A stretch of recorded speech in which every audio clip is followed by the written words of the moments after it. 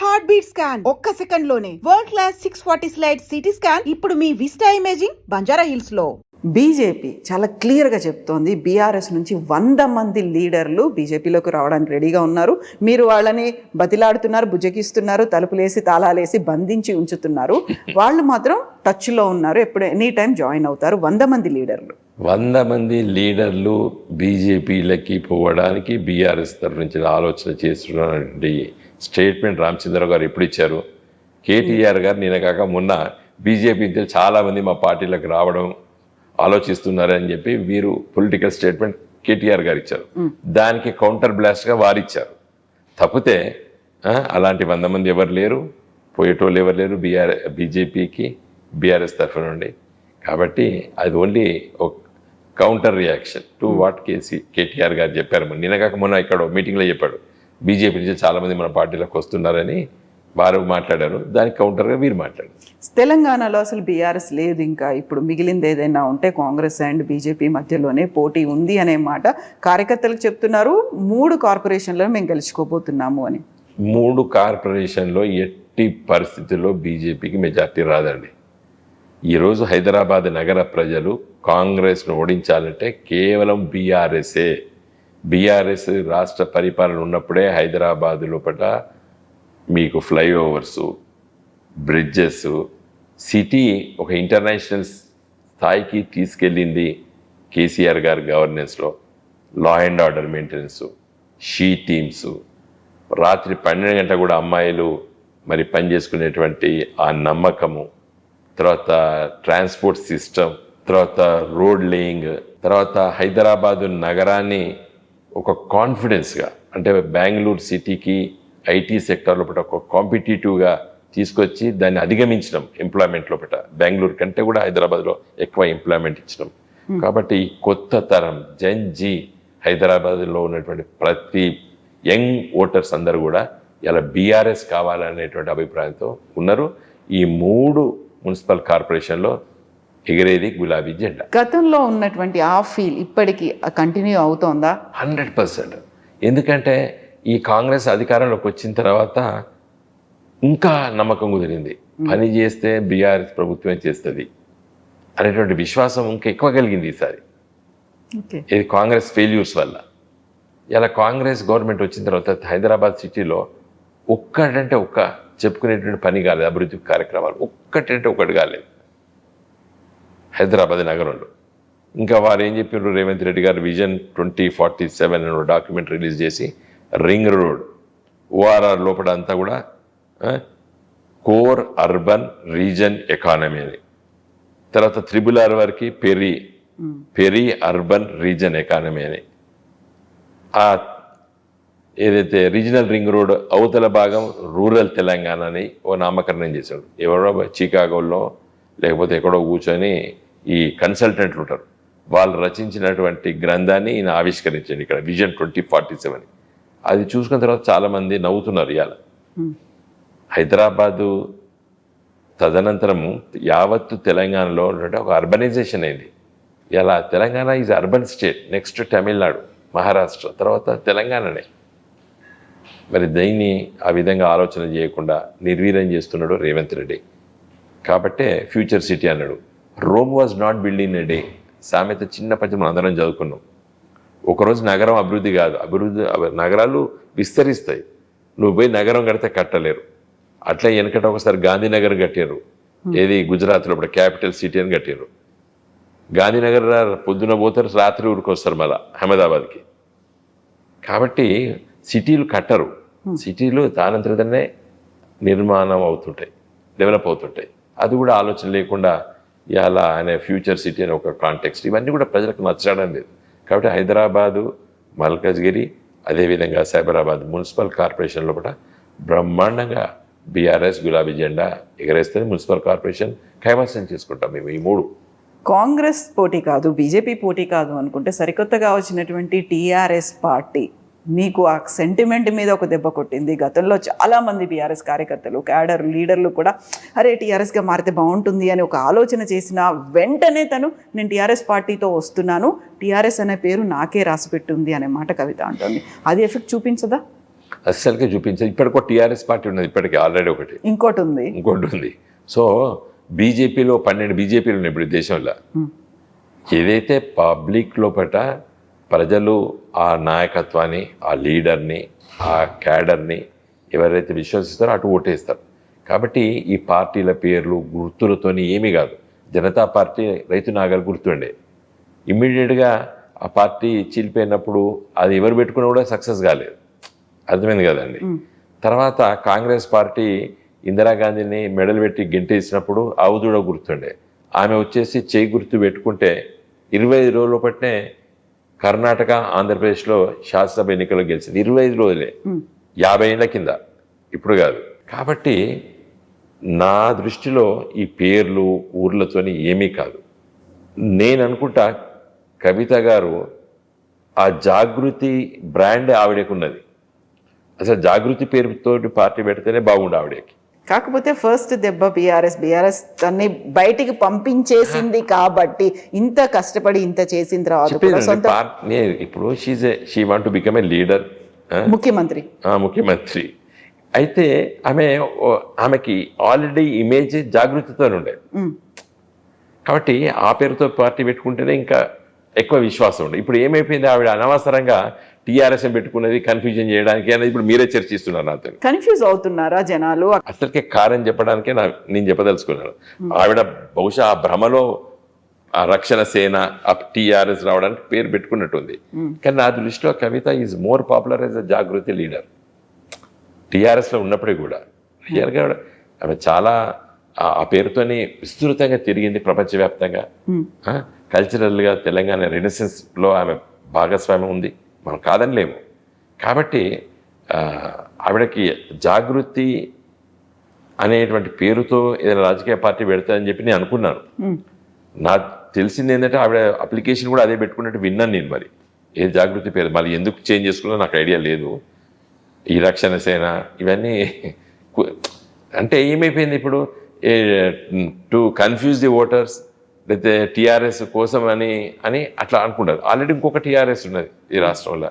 బీజేపీలు 12 బీజేపీలు ఉన్నాయి ఇప్పుడు దేశంలో. ఏ బీజేపీని? భారతీయ జనతా పార్టీనే నమ్ముతారు కదా బీజేపీ అంటే. ఏదో భారతీయ జన మోర్చా పార్టీ అని, భారతీయ జన సంఘర్షణ పార్టీ ఇట్లా ఎన్నో ఒకసారి చూసినా నేను. ఇవన్నీ ఈ మధ్య డిలీట్ చేసేసినట్టారు ఎలక్షన్ కమిషన్.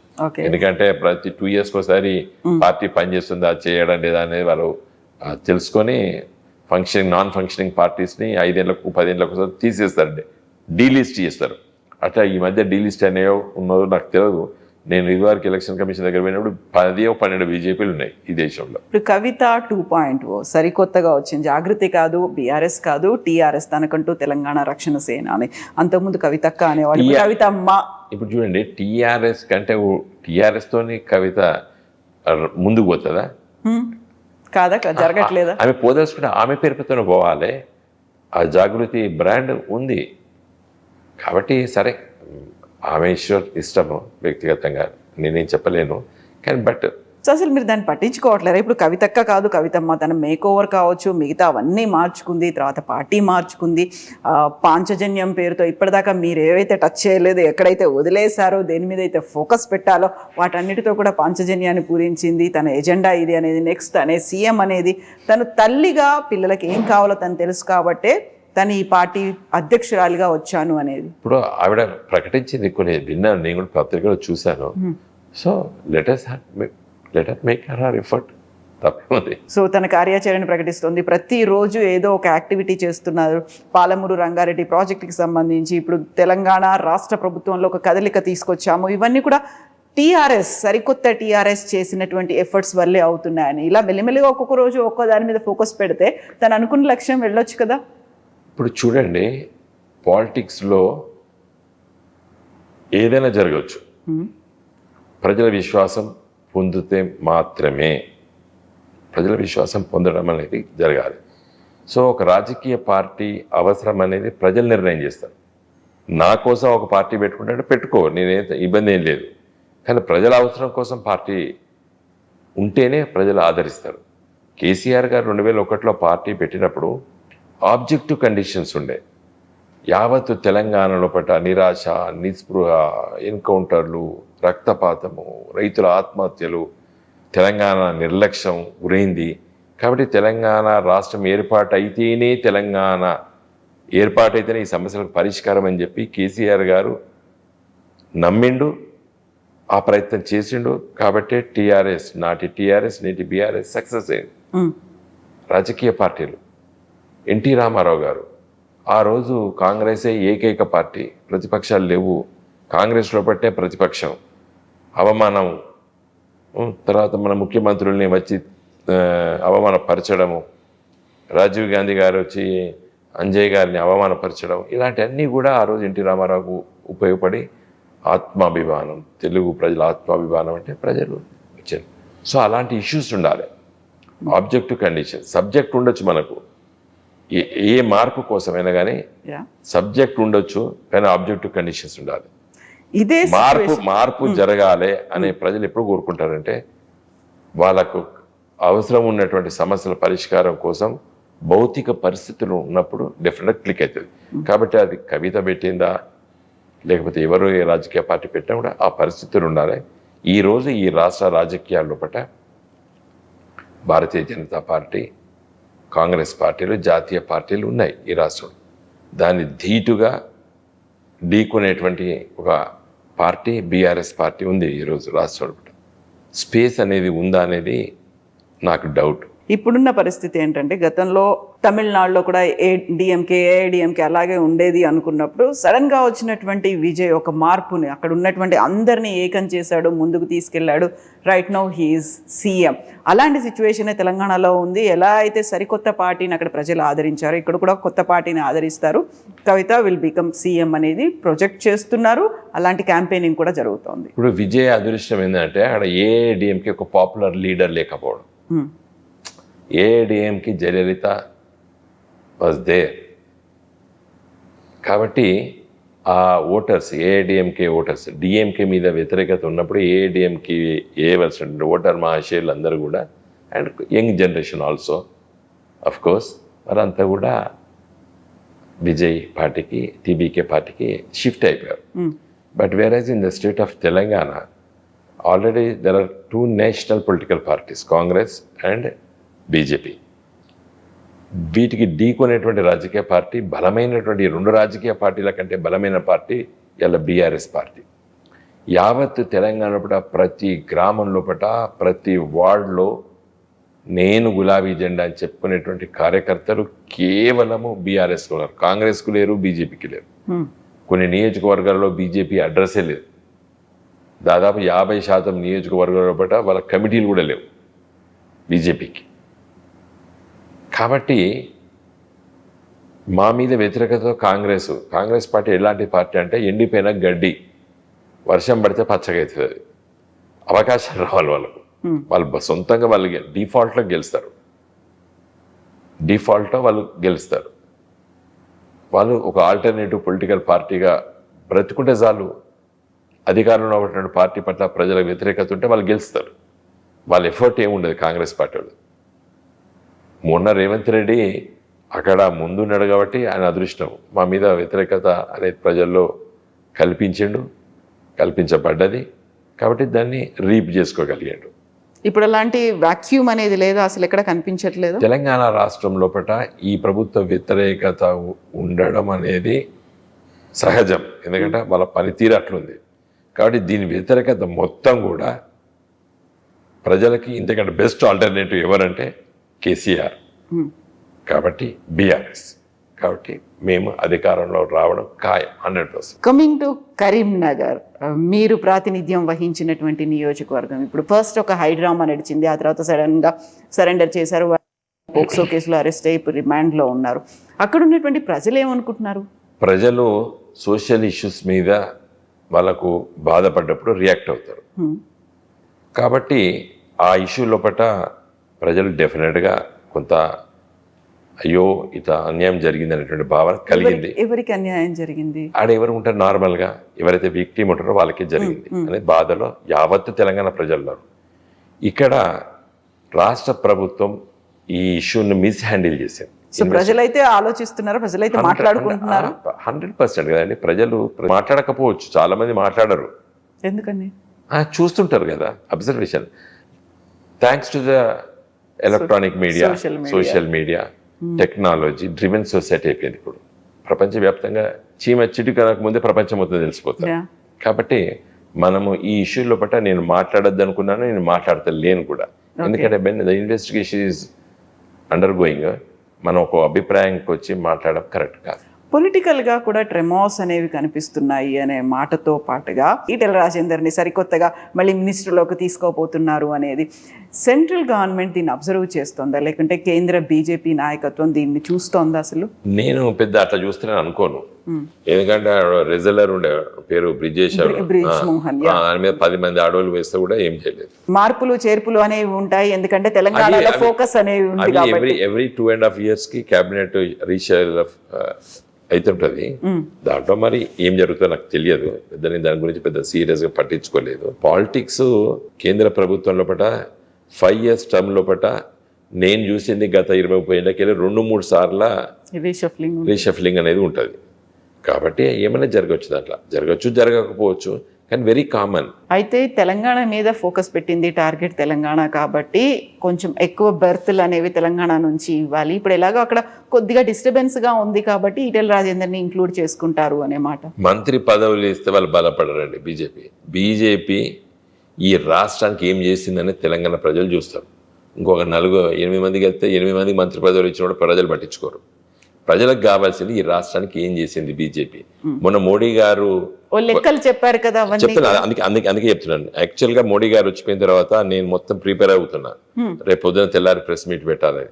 కానీ అనుకోకుండా మీరు చెప్పిన ఎపిసోడ్ బయటకు వచ్చింది. మీ మీడియా ప్రపంచం మొత్తం దాని చుట్టూ తిరుగుతా అంటే నేనేం మాట్లాడదని చెప్పి మాట్లాడలేదు. ఆయన వచ్చి మోడీ గారు ఒక కొత్త రైల్వే లైన్ ఏమైనా ఇచ్చిండ, తర్వాత వరంగల్లో ఉన్నటువంటి టెక్స్టైల్ పార్క్ నేను ఇచ్చిన అని చెప్పుకోవడం ఎంత పచ్చి అబద్ధం అండి. అది కేసీఆర్ గారి నాయకత్వాన నేను పార్టిసిపేట్ చేసిన ఇనాగ్రేషన్లో ఒక పెద్ద సభ పెట్టినాం అక్కడ. పరకాల నియోజకవర్గంలో వస్తుంది ఆ గీజగొండ మండలము. పెద్ద సభ పెట్టి కాకతీయ టెక్స్టైల్ పార్క్ని మేము పునాది రాయి చేసి దాని కేటీఆర్ గారి నాయకత్వాన కేరళకి వెళ్ళి కైటెక్స్ అనేటువంటి 4-5 కంపెనీలు వచ్చి ఆడ ఉత్పత్తి ప్రారంభమై 2 సంవత్సరాలు అయింది. వందలాది మంది కార్మికులు పనిచేస్తున్నారు. రోడ్లు వేసినాం, ఎలక్ట్రికల్ ఇన్ఫ్రాస్ట్రక్చర్ డెవలప్ చేసినాం, సబ్స్టేషన్లు కట్టినాం. ఈ సమంత పైసా కూడా కేంద్ర ప్రభుత్వం లేదు. ప్రధానమంత్రి ఇనాగ్రేషన్ చేశాడంటే నవ్వాలనా ఏడవాలనా అర్థం కాలేదు. తర్వాత నేషనల్ హైవేస్ ఎన్నో, అసలు అదే అడుగుదాం అనుకున్నాను నేను తెల్లారి. కరీంనగర్ నుండి 2 జాతీయ రహదారులు ఇన్ ప్రిన్సిపల్ యాక్సెప్ట్ అయి ఉండి ఇప్పుడు 7 సంవత్సరాలు అవుతుంది. నా పార్లమెంట్ 2019 వరకు, నేను అప్పటి వరకే ఇప్పుడు కరీంనగర్, వేములవాడ, సిరిసిల్ల, కామారెడ్డి, పిట్లం, కరీంనగర్ నుంచి వెళ్ళి జమ్మికుంట మీదకి వెళ్ళి సీరోంచ వరకు ఒకటి, తర్వాత జనగామ, దుద్దెడ, సిద్దిపేట, సిరిసిల్ల వరకు శాంక్షన్ అయింది. ఆ సిరిసిల్ల టు కోరుట్ల వయా వేములవాడ చేయాలని చెప్పి ఇవన్నీ పెండింగ్ ఉన్నాయి. అవి ప్రకటిస్తారు కావచ్చు. ఇంకా 2-3 వేరే ఉన్నాయి. ఇవి ప్రధానమంత్రి మోడీ గారు హైదరాబాద్కి వచ్చి ఇంకొక 4-5 జాతీయ రహదారులు ఇన్ పెండింగ్ ఉండబట్టి 7 సంవత్సరాలు అవుతుంది. వాటిని అనౌన్స్ చేస్తారని నేను అనుకుంటే ఆల్రెడీ ఎగ్జిక్యూట్ అయ్యేటువంటి వాటిని వాళ్ళ కొత్తగా ప్రకటించడం అనేది చాలా ఆశ్చర్యం వేసింది. ఒక్కటైనా మొన్న మోడీ గారి సభ వచ్చి తెలంగాణ రాష్ట్రానికి ఈ సికింద్రాబాద్ రైల్వే స్టేషన్లు, కాజీపేట రైల్వే స్టేషన్లు ఈ 10 ఏళ్ల కంచెలు నిర్మాణం అవుతున్నాయి. మోడీ గారు రాకముందే వాటిని రైల్వే స్టేషన్స్ గురించి వెళ్ళి, అప్పుడు నేను హన్మకొండ ఎంపీ ఉన్నప్పుడే దాదాపు 15-20 ఏళ్ల కింద ఇవన్నీ ప్రపోజల్స్ ఉన్నాయి. అవి కాదు కదా, తెలంగాణ కొత్త రాష్ట్రం వచ్చింది, ఏం చెయ్యాలి అనేటువంటి సొయ్యి 8 మంది బీజేపీ ఎంపీలకు లేదు. మరి రాష్ట్రంలో ప్రభుత్వం ఉండి కాంగ్రెస్ ఎంపీలు ఎంబడబడి ఏం తీసుకొచ్చారు వీళ్ళు? మేమున్నాం. All India institute of medical sciences మన విభజన చట్టంలో తెలంగాణకు లేదు, అది ఆంధ్రప్రదేశ్కి ఇచ్చారు. మేమందరం ఒంటి కాలిపైన కూడా ప్రొటెస్ట్ చేసినాం, లోక్సభలో కొట్లాడడం తీసుకొచ్చడం, ఇలా సాధించడం చాలా సంతోషం. రోజు 2000 మంది ఓపీ పేషెంట్స్ బీబీ నగర్లో చూస్తున్నారు. కాబట్టి సంథింగ్ ఏదైతే రాలేదో అది తీసుకొచ్చినప్పుడు చెప్పుకోవాలి తప్ప, కానీ ఉండే రోజు రెగ్యులర్ నేను జాతీయ ఉపాధి హామీ పథకం పైసలు ఇస్తానా, లేకపోతే పెన్షన్లు ఇస్తున్నా, ఇవన్నీ వెరీ కామన్. నువ్వున్నా నేనున్నా ఇంకా రేపు ఎవడు కొత్తోడు వచ్చినవి on going schemes, ongoing schemes డబ్బులు లెక్కలు చెప్తారు వీళ్ళు బీజేపీ వాళ్ళు. ఉమ్మడి ఆంధ్రప్రదేశ్లో తెలంగాణకి అలాట్ చేసిన దానికంటే కూడా ఇప్పుడు ఓన్లీ ఎక్స్క్లూజివ్గా తెలంగాణ రాష్ట్రానికి అలొకేషన్స్ చాలా ఎక్కువ ఉన్నాయి అనే లెక్కల్ని ఆయన చెప్పారు. మీరు నాతో కలిస్తే ఇంకా ఎక్కువ అవుతుంది. ఒకవేళ సీఎంకి పిఎంకి మధ్యలో ఉండాల్సినటువంటి రిలేషన్ గతంలో ఉన్నదానికంటే ఇప్పుడు చాలా చాలా మెరుగ్గా ఉంది అనే మాట ఆయన చెప్పారు. ఇప్పుడు మెరుగ్గా ఇద్దరు వ్యక్తుల మధ్య మోడీ గారు రేవంత్ రెడ్డి గారు వ్యక్తిగతంగా ఉండొచ్చు, కానీ నేను చెప్తున్నాను 2014 to 2023 వరకు కేసీఆర్ గారి ప్రభుత్వంలో పెట్టినే ఎక్కువ నిధులు వచ్చినాయి తెలంగాణ రాష్ట్రానికి కేంద్ర ప్రభుత్వం నుండి. అర్థమైందండి? ఎక్కువ పథకాలు వచ్చినాయి, ఎక్కువ స్కీమ్లు వచ్చినాయి, జాతీయ రహదారులు ఎక్కువ వచ్చినాయి. All India institute of medical science తీసుకొచ్చినాం, కొత్త కొత్త జాతీయ రహదారులు రోడ్. ఆ రోజు ఎంపీలో మీ రోజు అదే పని కదా మాకు. కేసీఆర్ మమ్మల్ని ఇక్కడ ఉండనిచ్చేది, ఇక్కడ హైదరాబాద్లో రోజు ఢిల్లీలో ఉంచేది. ఇదే నడ్డా ఇప్పుడు బీజేపీ ప్రెసిడెంట్ నిన్నదాకున్న దగ్గర 100 సార్లు తిరిగినాం ఎయిమ్స్ కోసం. జాతీయ రహదారులు ఇప్పుడు కన్స్ట్రక్ట్ అయిన జాతీయ రహదారులు అన్నీ కూడా ఆ రోజు మేము ఎంబడి ఉండి ప్రతిపాదన తీసుకెళ్ళి అడొక 6 మంది ఆఫీసర్లే పెట్టాము మేము ఢిల్లీలో ఐఏఎస్లో.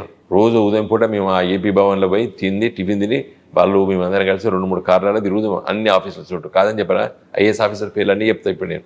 ఆనాటి వచ్చినటువంటి వాటిని ఇనాగ్రేట్ చేసిండు మోడీ గారు మొన్న కొన్ని. కాబట్టి రైల్వే లైన్, 3వ రైల్వే లైను అది ఎప్పటి నుంచో ప్రతిపాదన ఉన్నది. అది కొత్త రైల్వే లైన్గా grand truck Delhi to north to south వచ్చేటువంటి ట్రైను మన బాలాషా కంచెల్ కాజీపేట మిగిలి విజయవాడ మిగిలి కిందికి వెళ్తుంది. అది టెరఫిక్ గూడ్స్ ఉన్నాయి కాబట్టి 3వ లైన్ ఇప్పుడు కాదు 30 ఏళ్ళ నుంచి మొదలుపెట్టారు. అది కొత్త లైన్ లాగా అవి కావు. Ramagundam to Manuguru railway line, లేకపోతే ఇవాళ మన ఛత్తీస్గఢ్ నుంచి వెళ్ళి ఒక కొత్త రైల్వే లైన్ భద్రాచలం దాకా ఒక ప్రతిపాదన చేసిండ్రు దాని గురించి ఏం జరుగుతుంది. లేకపోతే ఇప్పుడు హైదరాబాద్ నుంచి వెళ్ళి మన ఆదిలాబాద్ పోవాలంటే రైలు మహారాష్ట్రలకు పోయి మళ్ళా ఆదిలాబాద్కి పోతుంది. ఆదిలాబాద్ నుండి డైరెక్ట్గా నిర్మల్ మీదకి వెళ్ళి వచ్చి ఆర్మూర్లో కలిపితే ఆదిలాబాద్ నుండి డైరెక్ట్గా హైదరాబాద్కి వస్తాడు. ఇప్పుడు ఆదిలాబాద్ నుంచి కూడా రైలు ఎక్కి రావాలంటే ఫస్ట్ మహారాష్ట్ర పోయి మహారాష్ట్ర నుంచి వెళ్ళి మళ్ళీ హైదరాబాద్కి వస్తాడు. ఇట్లా ఆలోచించి అవన్నీ ఒక్కట్లేదు. కాబట్టి తెలంగాణ ప్రజలకు కరెక్ట్గా అర్థమైంది, మోడీ గారి ప్రభుత్వంలో తెలంగాణకి ఏమీ రాలేదు అనే అభిప్రాయంతో ఉన్నారు. కాబట్టి ఎట్టి పరిస్థితుల్లో తెలంగాణ ప్రజలు బీజేపీని ఆదరించారు. వచ్చేది కాంగ్రెస్ వ్యతిరేకత ఉన్నది తీవ్రంగా బీఆర్ఎస్ ప్రభుత్వం. అండ్ వాట్ అబౌట్ కేంద్రం లోపల ఎవడున్నా కూడా మన టీఆర్ఎస్ ఎంపీలు ఒక తెలంగాణ కోసం ఆరాటపడేటువంటి నాయకత్వం కాబట్టి మాది. ఎవరున్నా కూడా మేము తెలంగాణ రాష్ట్ర అభివృద్ధి కోసం పనిచేస్తాం. తెలంగాణ రాష్ట్ర అభివృద్ధి జరుగుతుంది. థ్యాంక్ యూ సో మచ్ అండి. Thank you.